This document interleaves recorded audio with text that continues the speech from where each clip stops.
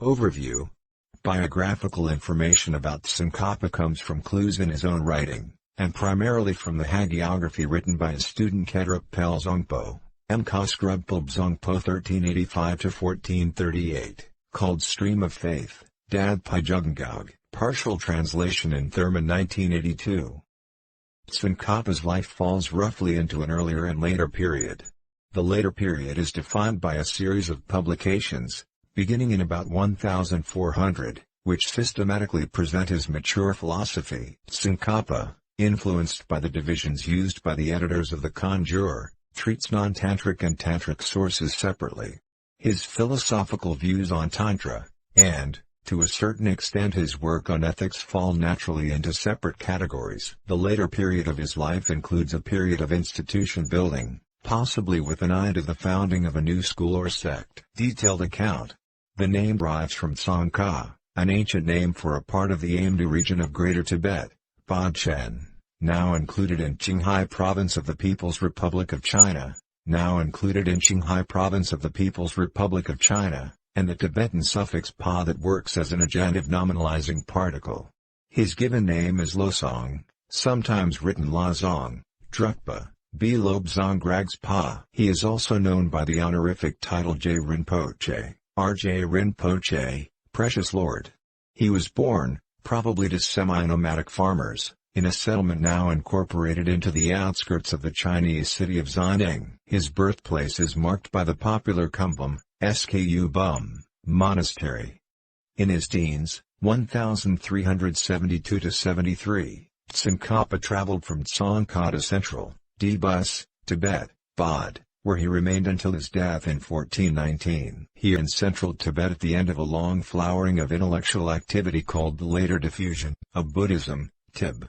Spai Dar, that began with translator Rinchen Bzongpo, 958–1055, and the scholar Saint Dipalmkaris Rainana at Diza, 980–1054, and ended with the most important editor of the Conjure, Bustan Rinchen Grub, 1290–1364. According to Kedrup, on his arrival in central Tibet Tsongkhapa first studied Tibetan medicine, then a traditional Buddhist curriculum of Abhidharma, tenet systems, Tib. Grubtha, focusing on the middle way and mind only. Sk. Siddhamudra also called Yogacara, philosophy, Buddhist ethics, Tib. Zdumksum, and epistemology, Sk. Pramana. His early studies were pursued mainly in institutions affiliated with the two dominant scholarly traditions, Tib.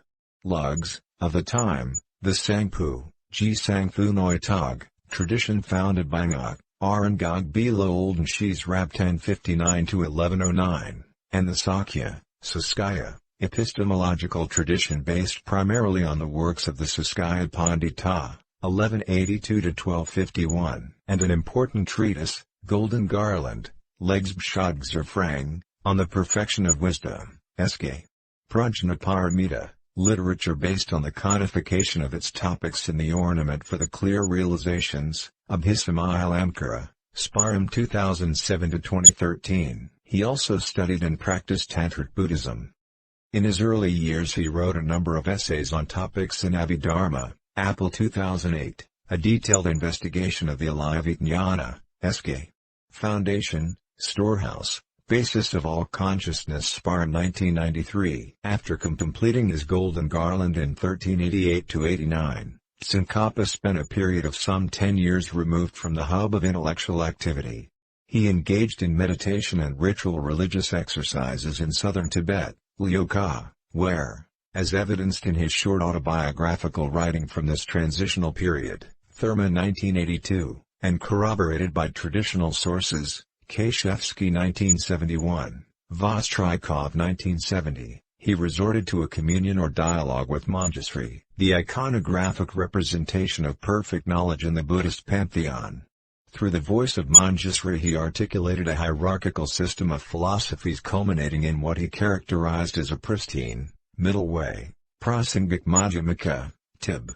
Debumatology Pa, that avoided over-reification, of the absolute, and over-negation, of the conventional. Tsongkhapa framed his insights not as original contemplating his golden garland in 1388–89. Tsongkhapa spent a period of some 10 years removed from the hub of intellectual activity. He engaged in meditation and ritual religious exercises in southern Tibet, Lyoka, where, as evidenced in his short autobiographical writing from this transitional period, Thurman 1982, and corroborated by traditional sources, Kashevsky 1971, Vostrikov 1970, he resorted to a communion or dialogue with Manjusri, the iconographic representation of perfect knowledge in the Buddhist pantheon. Through the voice of Manjusri he articulated a hierarchical system of philosophies culminating in what he characterized as a pristine, middle way, prasangik madhyamika, tib. Debumatology pa, that avoided over-reification, of the absolute, and over-negation, of the conventional. Tsongkhapa framed his insights not as original Kanchang Po, and ocean of reasoning. Riggs Pirgam Tcho 1407–1408, the medium-length exposition of the stages of the path, Lam Rim Bring, in 1415, and, in the last years of his life, his elucidation of the intention, De Gongs Parabgzal. Together, in this series of works written over a 17-year period, he succeeded in setting the agenda for the following centuries, to a great extent, with later writers taking positions pro and con his arguments. As is so often the case, his stature pushed much of earlier Tibetan intellectual history into the shadows, until its rediscovery by the eclectic movement, Tib. Rees Med, in Dirge, Estage, in the late 18th century. Tsongkhapa wrote his major works on Tantra and ethics at the same time as his major philosophical works. Volumes 3–12 of his collected works in 18 or 19 volumes deal exclusively with topics based on tantric sources. In 1405 he completed his great exposition of Tantra, Essengags Rim Chenmo, Hopkins 1980, Yarnell 2013, a companion volume to his great exposition, where, in harmony with his philosophy, he argued that Tantra is defined neither by special insight, Sk. Vipassana, or Mahayana altruism, Sk. Bodhicitta, but solely by deity yoga, Tib. Lionel Bure, Hopkins 1980.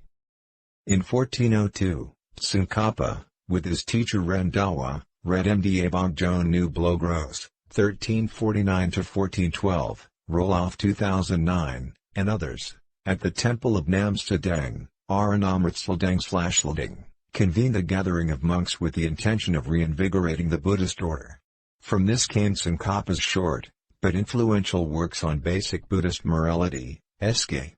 Pratimoksa, that in turn laid the foundation for the Imppa monasteries would place on a stricter adherence to the monastic code.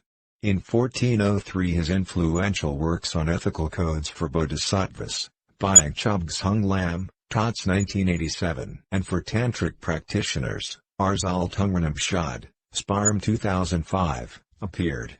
His separate explanations of the three ethical codes, Tib. Zdumksum, are distinguished by the centrality they give to basic morality.